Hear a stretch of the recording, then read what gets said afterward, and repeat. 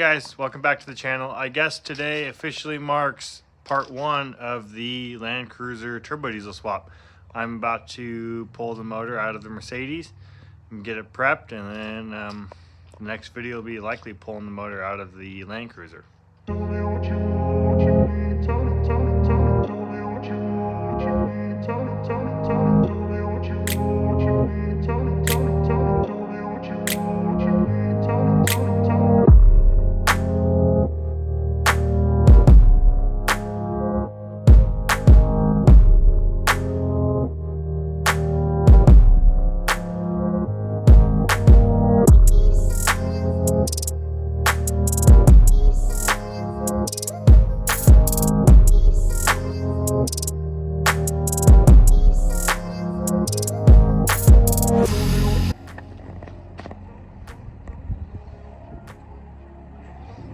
There it is, turbo diesel swap, part 1.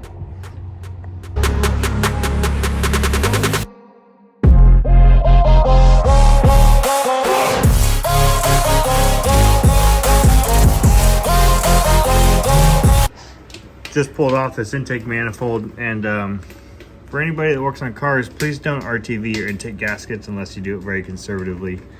All this RTV around all these holes is a problem because it's prone to breaking off and dropping down into the cylinder, and then you have RTV running through your motor. So we don't want to do that. We like to use brand new intake gaskets, no RTV, or like a very, very thin layer of RTV.